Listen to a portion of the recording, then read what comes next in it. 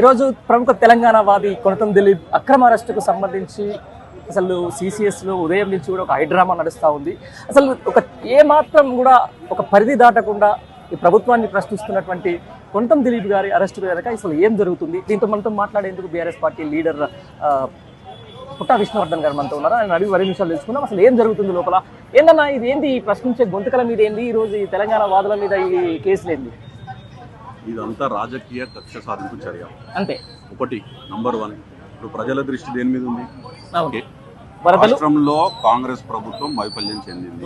మేం కాదు చెప్పేది, ప్రజలే చెప్తున్నారు. ప్రజలు అనరాని మాటలు అనుకుంటూ ఆ కోపము ఆక్రోశం బయటికి తీస్తున్నారు ప్రభుత్వం మీద. ఒక పక్క మీడియాని సక్సెస్ఫుల్ గా ఎంతో కొంత మేనేజ్ చేయగలిగారు. ప్రభుత్వంలో ఉన్నారు కాబట్టి వనరులు, main stream media, electronic media కానీ ప్రింట్ మీడియా కానీ వాళ్ళకు వనరులు ఉంటాయి. కేసులను లేకపోతే వాళ్ళ సంస్థల మీద ఏదన్నా బెదిరింపు చర్యలు చేసి అలా సోషల్ మీడియా పేరిట ఈరోజు ఈ వేధింపులకు ఈ ప్రభుత్వం పాల్పడుతుంది, మన అందరికీ తెలిసిందే. పర్టికులర్ ఈ రోజు కూడా అంటే పొద్దున 11:30 తీసుకొచ్చినటువంటి కొనతం దిలీప్ గారిని ఈ టైం వరకు కూడా అసలు ఏ సెక్షన్లో పెట్టిరు, ఏం పెట్టినది కూడా తెలుస్తుంది. దీన్ని ఎట్లా చూడొచ్చు? తెలియదు. ఎందుకంటే ఇప్పుడు వాళ్ళ ఉద్దేశమే దురుద్దేశం. ఆ కేసులో ఏమైనా పస ఉంటే ఆ సెక్షన్ ఏంది, వీరు చేసిన క్రైమ్ ఏంది, దాని కింద మెజిస్ట్రేట్ దగ్గర తీసుకోబోతున్నామా, అరెస్ట్ చేస్తామా, కస్టడీలో తీసుకుంటామా, ఏమీ తెలియదు. 6 గంటలైనా కానీ ఇప్పటికీ ప్రశ్నిస్తున్నాం మీద కూర్చోబెట్టారు. మా పార్టీ కార్యకర్తలు కానీ కొంతమంది సీనియర్ లీడర్, మాజీ మంత్రులు, ఎమ్మెల్యేలు, సీనియర్ ఐపీఎస్ ఆఫీసర్ గా పనిచేసినటువంటి ఆర్ఎస్ ప్రవీణ్ కుమార్ గారు, వీళ్ళందరూ వచ్చినా కానీ పోనీయట్లేదు పైకి. అంటే అంతే, ఇప్పుడు బయట ఇప్పుడే అంటే కింద లాబీలో కూర్చోమన్నట్టు. అది కూడా అడుక్కొని రిక్వెస్ట్ చేసి ప్రాధేయపడితే మాకు అర్థం కాదు ఏంటంటే, పోలీస్ స్టేషన్ అనేది ప్రజల కోసం ఉన్నదా, లేకపోతే అధికార పక్షం ఏది చెప్తే అది వాళ్ళ ఆర్డర్స్ ఫాలో చేసుకోవడానికి ఉన్నదా, అర్థం కాని పరిస్థితి ఒకటి.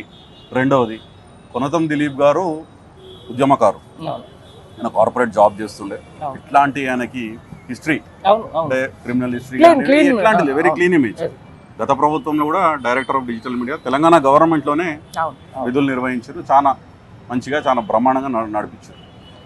ఒక కక్షపూరితంగా ఎక్కడైతే మేము బద్నాం అవుతున్నామో, ఇంతకుముందు నేను చెప్పినట్టు మీకు main stream media, electronic media కానీ ప్రింట్ మీడియా కానీ కంట్రోల్ చేయగలిగింది కాంగ్రెస్ ప్రభుత్వం. అది తెలిసిపోతుంది ప్రజలకి. అంటే ప్రభుత్వానికి ఏదైతే వ్యతిరేకంగా జనాలు మాట్లాడుతున్నారో వార్తలు రావట్లేదు ఆ మీడియా ఛానళ్ళలో, పేపర్లలో. నిన్న మొన్న ఖమ్మంలో ఏం జరిగింది అనేది సోషల్ మీడియా బయటపెట్టి ప్రజల్లో ఎంత ఆగ్రహం ఉన్నది, ప్రజల్లో ఎమోషన్ ఎంత హై ఉన్నది, 3 మంత్రులు ఉన్న జిల్లా ఇంత ఘోరంగా వైఫల్యం చెందింది అనేది ప్రజలు సోషల్ మీడియా ద్వారా బయటకు చెప్పుకుంటే అది ప్రజల్లోకి పోయింది. మెయిన్ స్ట్రీమ్ మీడియా ఎక్కడ కూడా చూపించట్లేదు. ఆ విజువల్స్ కానీ ప్రజలు మాట్లాడేది కానీ ఆగ్రహం కానీ చూపించట్లేదు. ఈ సోషల్ మీడియా ఏదైతే కంట్రోల్ చేయాలనుకుంటారో అది కాదు, సాధ్యం కాదు. ఎందుకు అంటే సోషల్ మీడియా అనేది మన చేతిలో ఉన్న ప్రతి ఒక్క, అంటే బీఆర్ఎస్ పార్టీకి పనిచేయాల్సిన పని బీఆర్ఎస్ పార్టీ కార్యకర్త అవసరం లేదు. ఒక సామాన్య పౌరుడు, రోడ్డు మీద వెళ్ళే వ్యక్తి కూడా అక్కడ ఏదైనా సంఘటన జరిగితే, ప్రభుత్వం ఏమైనా తప్పు చేస్తే రికార్డ్ చేసి పోస్ట్ చేయగలుగుతారు వాళ్ళకు. సో సోషల్ మీడియాని కంట్రోల్ చేయగలుగుతాము, సోషల్ మీడియా మీద యాక్షన్ పెట్టగలుగుతాము, తప్పుడు కేసులు పెట్టి భయపెడతాము. తద్వారా వీళ్ళు రాబోయే రోజుల్లో ఇంత అగ్రెసివ్గా పనిచేయరేమనుకుంటే అది తుగ్లక్ చర్య. ఎందుకంటే అది కాదు. బీఆర్ఎస్ పార్టీ నుంచి అంటే ఒక తెలంగాణ వాది అని మంచి ఒక రచయిత, విధంగా చెప్పాలంటే తెలంగాణ ఆత్మగౌరవానికి సంబంధించి, అస్తిత్వానికి సంబంధించి కూడా ఆయన ఎన్నోసార్లు ఆయన ట్వీట్లు కానీ, ఆయన లేకపోతే ఆయన సోషల్ మీడియాలో రాసే విధానం కానీ, లేకపోతే ఆయన రాసే ఆర్టికల్స్ మీద ఎక్కువ, తెలంగాణ మీద ఎక్కువగా ప్రేమించే వ్యక్తి. ఇట్లాంటి వ్యక్తుల మీద ఈరోజు ఇలా పోలీస్ కేసులు బనాయిస్తే ఏం చెప్పదలుచుకుంది ప్రభుత్వం?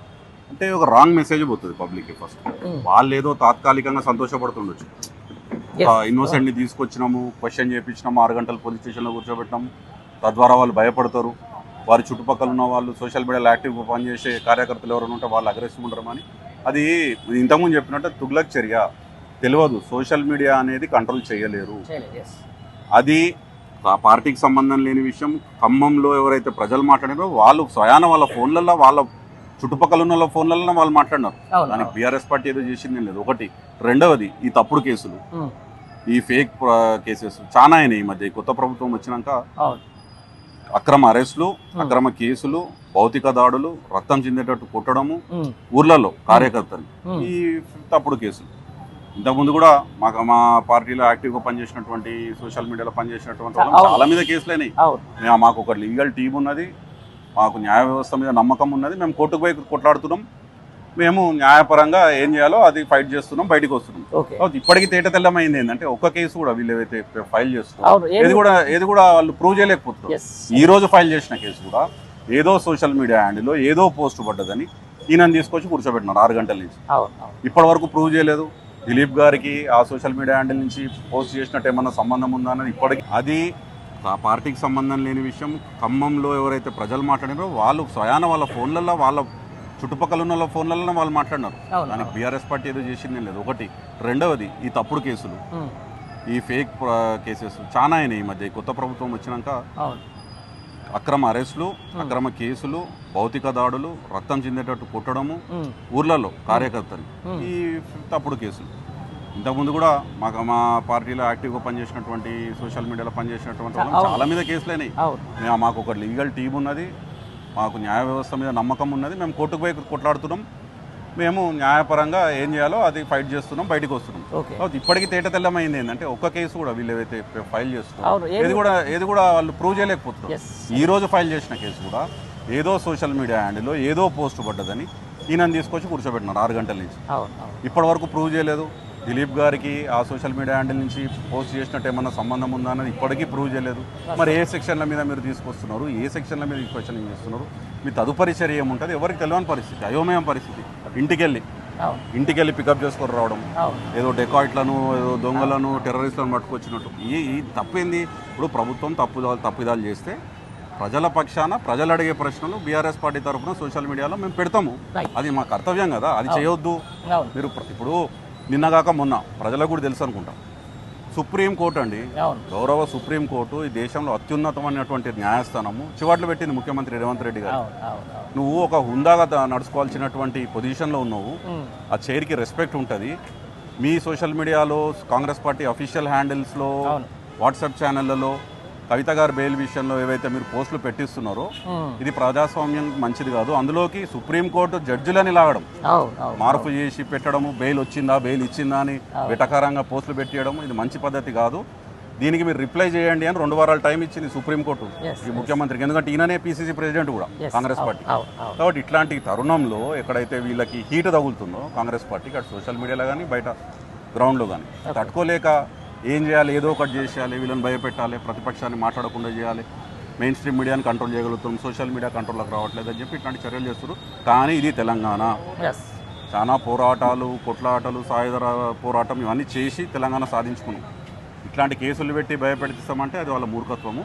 ఉల్టా ఎక్కువైతుంది ప్రజల్లో. ఇంకా నువ్వు నింపుతున్నావు ప్రజా పాలన అని చెప్పి ఏదైతే నువ్వు ప్రజా వ్యతిరేక పాలన చేస్తున్నావు అది ఇంకా అగ్రెసివ్గా బయటకు వస్తుంది ఇట్లాంటి చర్యలు. ఓకే, ఈ సిసిఎస్ దగ్గర ఉన్నటువంటి విషయం ఇప్పుడే ప్రజాప్రతినిధులు కొంతమంది బీఆర్ఎస్ పార్టీకి సంబంధించిన వాళ్ళని లోపలికి వదిలిండు.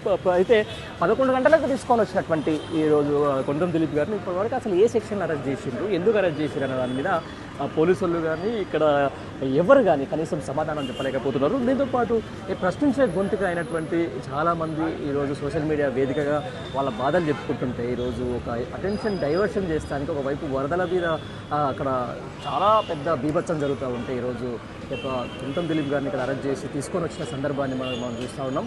అయితే ప్రస్తుతం అయితే ప్రజాప్రతినిధులు లోపలికి వెళ్ళిದ್ರು. అసలు ఏ కేసు పెట్టారు ఏంటనేది మరి కాసేపట్లో మనకు తెలిసే అవకాశం ఉంది.